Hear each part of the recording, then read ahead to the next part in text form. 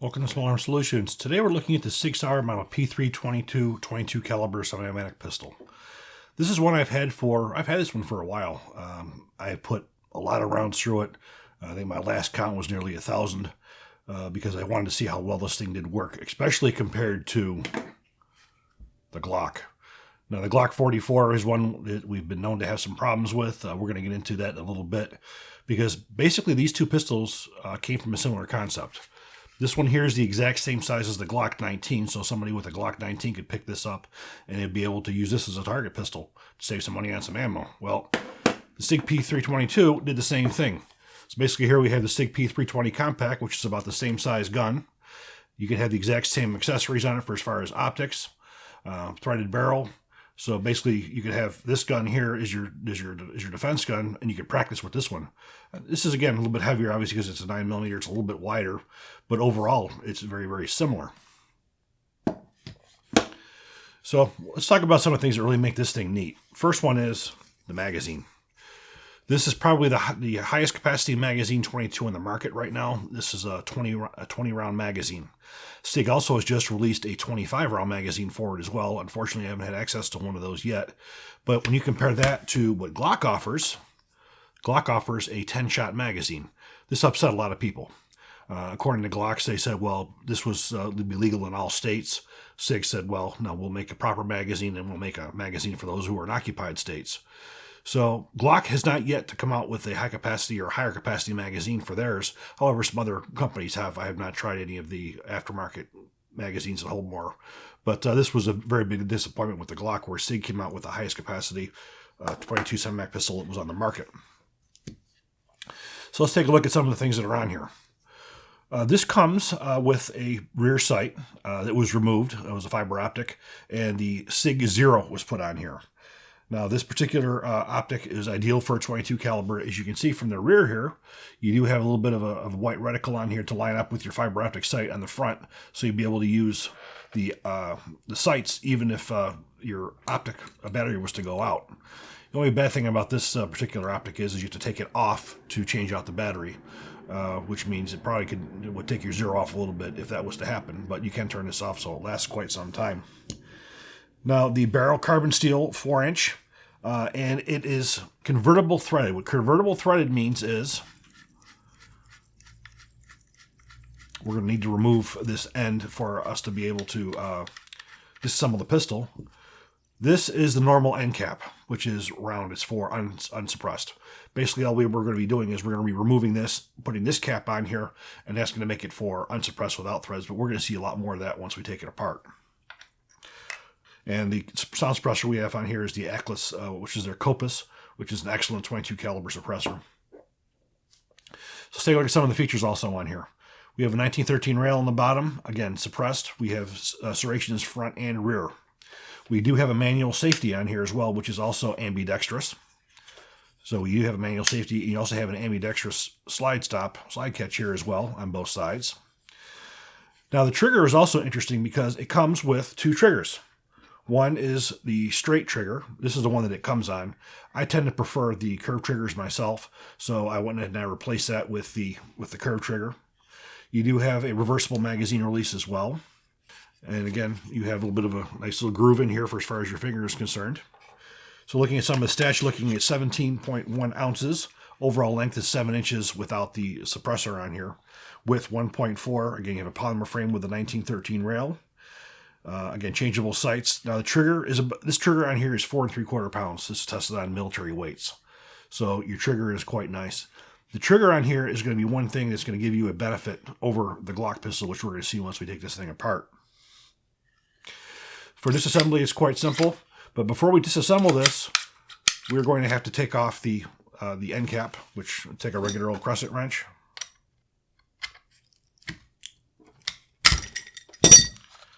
You take that off. Now, once we put the original one back on, we have a little bit of a captured device here, so we can put the this end cap on this one.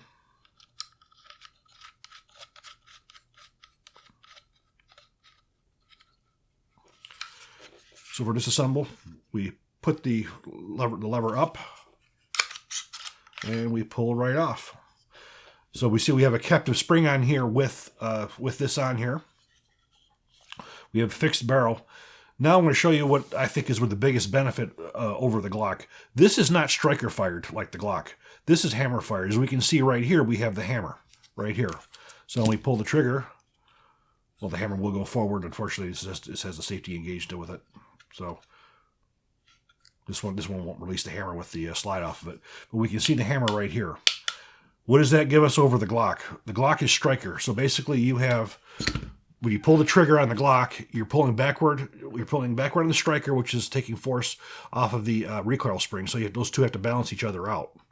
So you don't get as heavy of a hit as you would with a hammer fired such as this.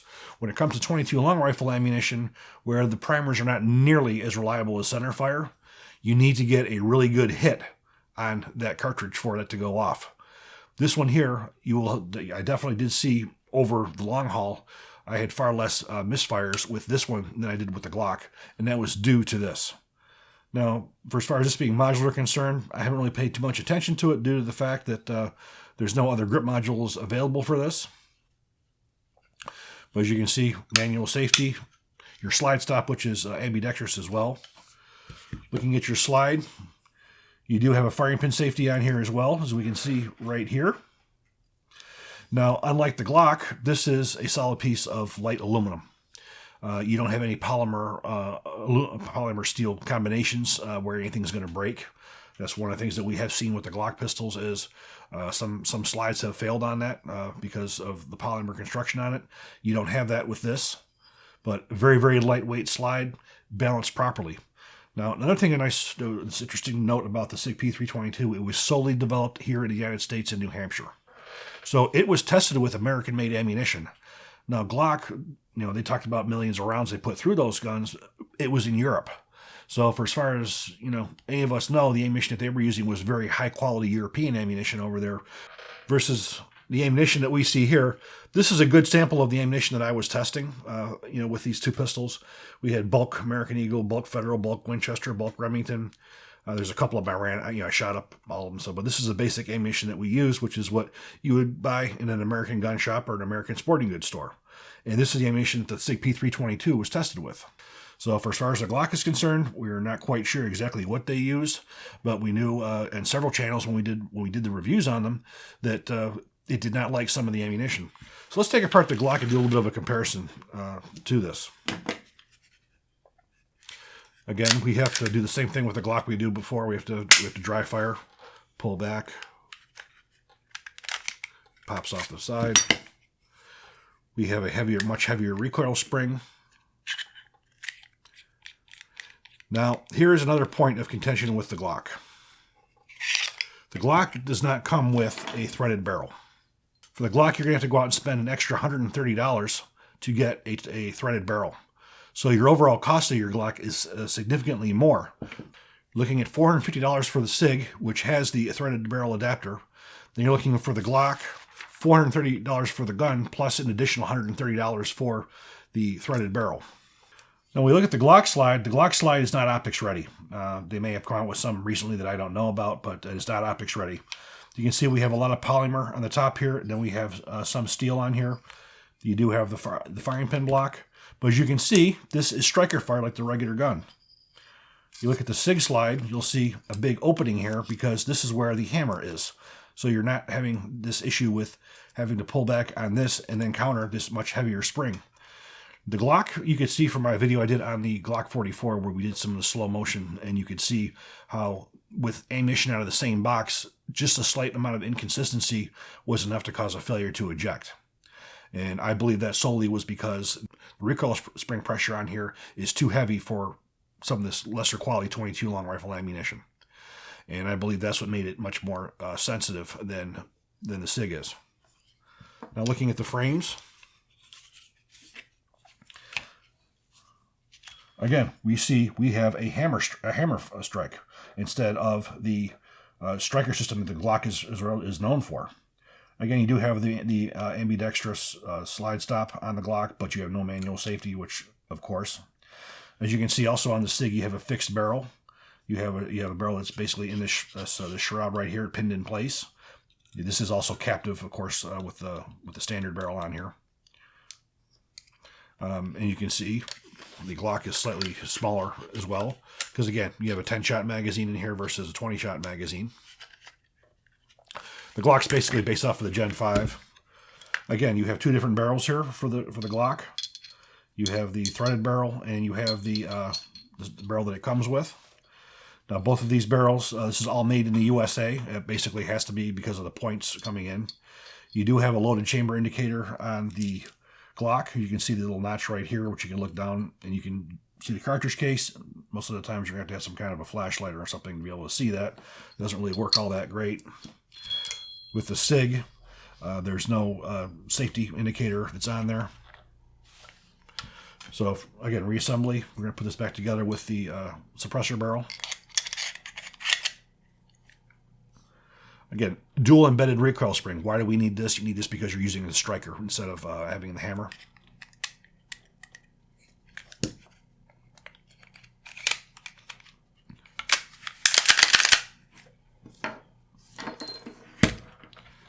Again with the Sig.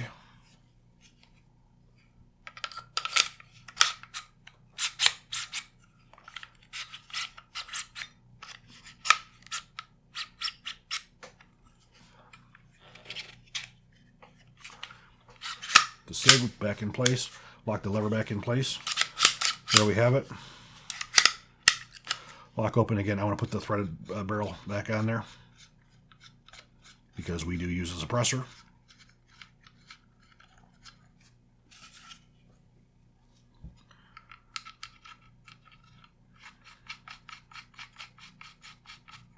We're just going to take a wrench here and we're going to give it just a little bit of a snug tight on there. And then we're good to go.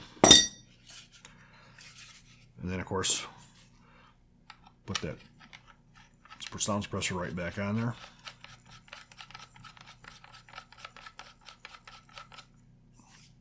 So we're going to take this one to the range and we're going to see how it shoots.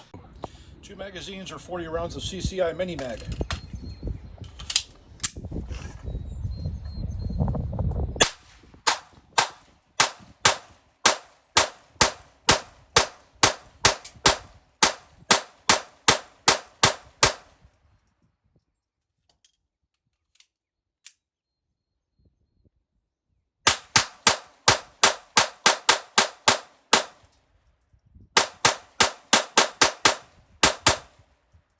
Ten rounds of CCI Stanger. Unfortunately, I've only got 10 rounds available to me.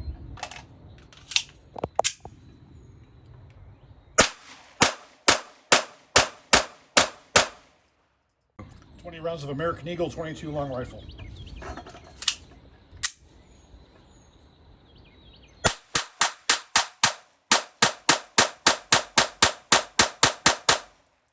.40 rounds of Fiocchi.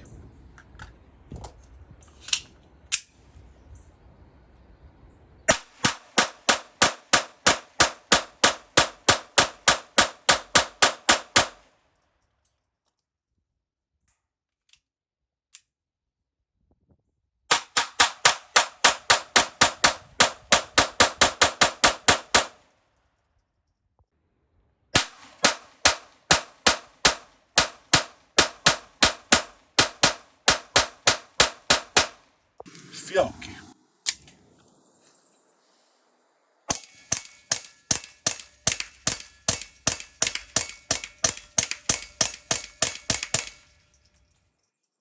Remington bulk pack.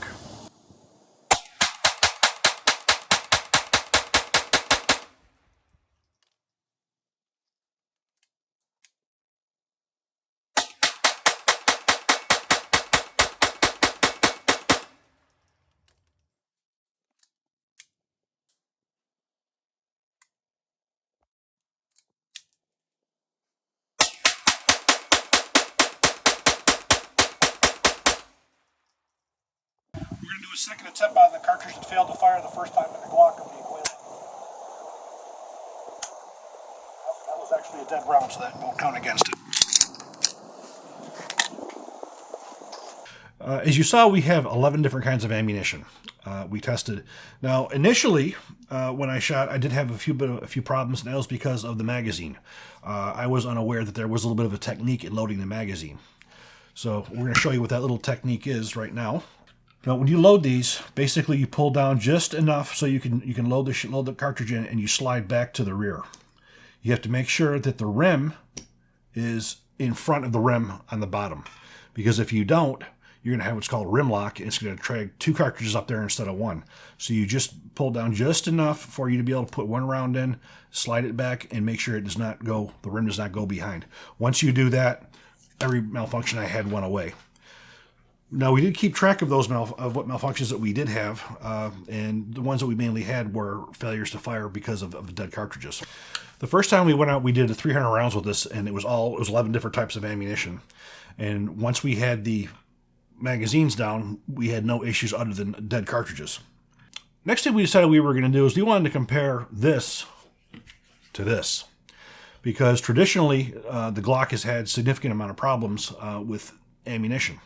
Now, if you go back to my original video, you'll see on the Glock 44, you'll see that we did have some of those failures, failures to feed, failures to eject. And on slow motion, you could see there was ammunition out of the same box. Did not have that problem with the Sig. But what was interesting when we did the comparison, you're going to be seeing, hopefully you're comfortable in a comfortable seat, because you're going to see several videos where we do all 11 different types of ammunition, one after the other. Each one loaded up with 10 rounds, and we do a comparison. So we're going to go to the range, and we're going to see that footage right now. CCI, this is basically a multi-pack. It's lower quality, but it's mini bag, still good ammunition. So we will start with the Sig.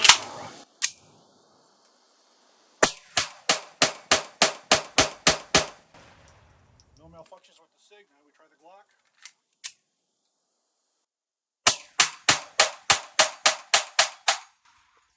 No malfunctions, either pistol. Now we have the CCI Stanger. Stanger. Start with the Sig.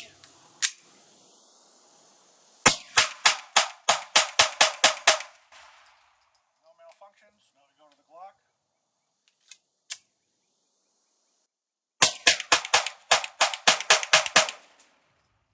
No malfunctions. CCI suppressor 22 long rifle, so we're going to fire suppressed. We'll start with the Sig.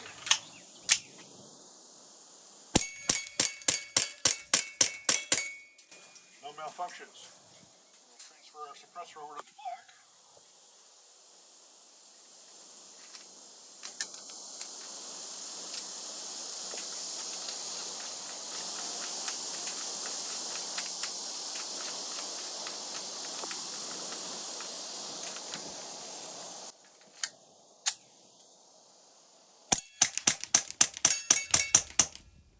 No malfunctions, either pistol.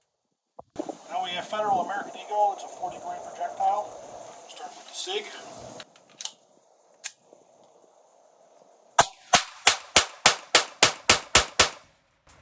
No malfunctions. Go to the Glock.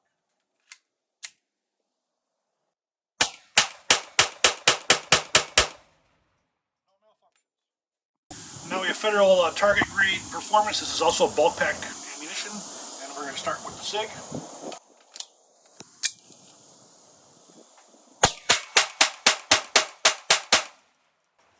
No malfunctions. Glock.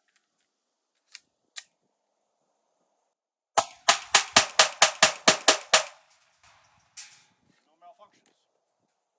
Fiocchi Performance Ammunition, 22 long, high velocity. We'll start with the Sig.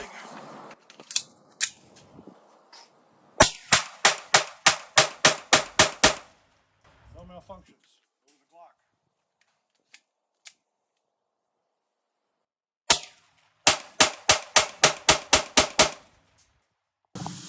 Now we have 22 subsonic Remington. Again, this is another subsonic round, so we're going to use a suppressor. We will start with the Sig.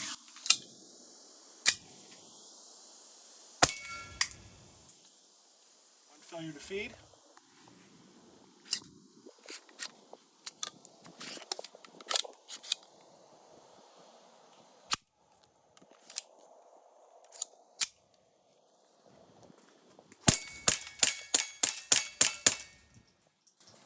So one failure with the Sig.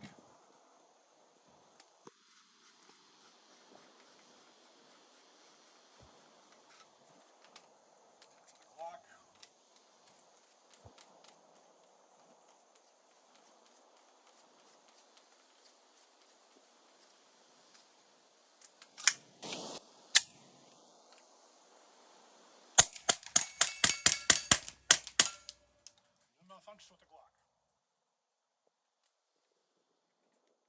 This is the second attempt with the 22 subsonic.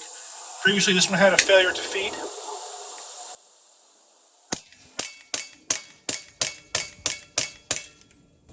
This time it had no malfunctions. So that tells me that there was a problem with that particular round. Now we're doing running 22 Thunderbolt, which is a very popular bonus pack. Relatively lower quality ammunition. Start with the Sig.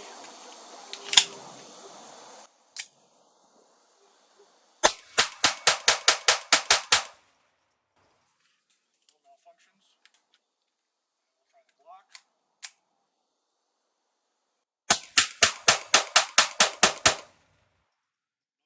Winchester 122 subsonics. All the subsonics we're going to use sound suppressors for, so we'll start with the Sig.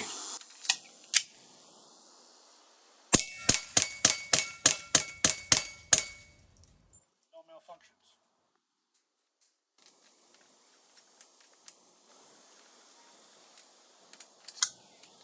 Glock.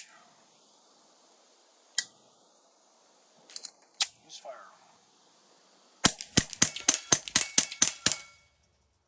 Okay, one misfire. This is Glock's second attempt with the M22 subsonic, and it had a failure to fire.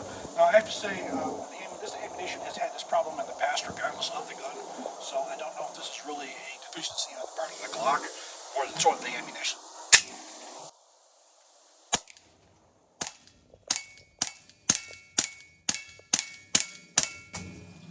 Okay, that time it went through it all. Wheel.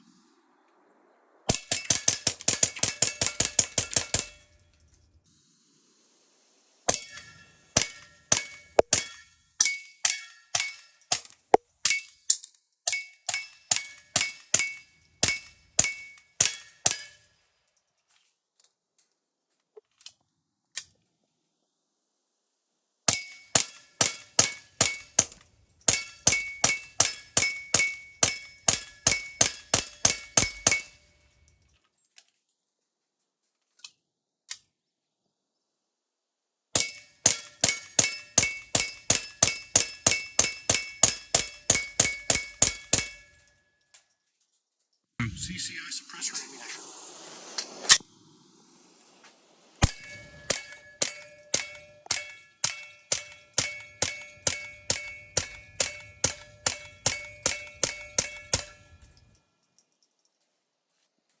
Federal American Eagle.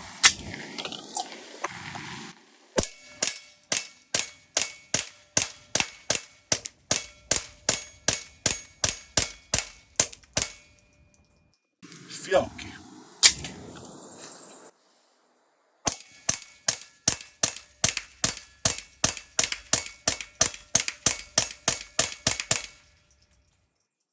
Well, interestingly enough, firing 10 rounds out of each, the Glock performed well this time. I can't really tell you what the difference was today from when I did this originally a while back when I first got the pistol. Each pistol experienced pretty much one failure each, and they were due to failures to fire. And on a second attempt, they did go off. I did have one round that was completely dead. That was with the Glock. We put that in there twice, and tried twice, and the round was dead. So the reliability on this day, with this ammunition that I had here, they were pretty neck and neck. Again, but judging from what I had in the past, the Glock was significantly more temperamental with ammunition, whether it was suppressed or unsuppressed. So this test, again, can only tell you exactly what happened. I didn't really have any problems, but that wasn't indicative of what I've seen before with this pistol and other ones. Again, this pistol was scrubbed clean for this test, and it was not dirty. That could have somewhat of a to deal with it as well. Was how dirty it was, but we did not really have too much of any malfunctions at all. It was just, again, one each, and one of them was a dead round. All the malfunctions that we had were ammunition related. They were not related to either one of the pistols. So overall, which one do I like better? Well, I have to say I like the Sig better, and the reason being, one, it feels better in my hand. Glock does have that the block feel to it. It's more of that 2x4 feel to it. Trigger, hands down. This has the tit in the middle. The trigger is not nearly as nice as this one is. With the curve on here, the trigger is by far better. Again, I like the fact that this is a hammer fired rather than a striker fired for reliability. Cost. You're looking at similar pistols, but if you want to fire suppressed, an additional 130. And also 20 rounds versus 10 rounds. Again, if you live in an occupied state, 10 rounds is all you can have. I guess this will work. This one here, you can get 10-round magazines, and you have a 25-round magazine as well. Again, I haven't had a chance to take a look at one of those yet. But all in all, this has been out to the range several times. We've had over 1,000 rounds through it of all these different types of ammunition. And again, the only failures we really had were because of me not loading the magazine properly, or because we had ammunition that were duds. Now this Winchester M22 ammunition that you see here, I don't know if this ammunition was the defective lot or what it was. I just have failure to fire after failure to fire after failure to fire. It doesn't matter if I put it in a rifle, a pistol, or what it is. That ammunition seems to be just garbage. So I don't know if it's a lot or what it is. For as far as subsonic versus supersonic, everything that was put in this pistol was subsonic except for the stingers. The stinger was the only one that was supersonic. We could tell that with the suppressor. But overall, I think Sig did an excellent job with this. I do definitely prefer it with the red dot on here. I shot significantly better, obviously, with the red dot on here, as you can see from the target. Overall, if you do have a Sig P322 compact, this is a great mate to go with it for you to get some cheap practice in. Again, there is definitely a different feel to it. There's far more of a different feel between these two than there is a Glock 19 versus a Glock 44, because the frames are the exact same size, but you do notice a major weight difference. But again, this was designed as a 22. This was basically, you're taking a 9mm frame and trying to make it into a 22. So this overall, I think from start to finish was much better executed, especially the fact that it was designed here in the United States with American-made ammunition. Those of you who aren't familiar with Glock's operation, there's no R&D done at Glock USA. That is strictly a manufacturing and distribution. All R&D and development is all done in Austria. So again, I can only guess that the ammunition that they tested over there was very high quality European 22 ammunition, and didn't get a chance to get some of the stuff that we had that was not so consistent. And it doesn't take a lot in the Glock for inconsistency in ammunition to have a failure. With this one here, this is a lot more forgiving in many, many ways. So I do hope you guys enjoyed this video. If you do, please click like, please subscribe, and even better, share. Thank you.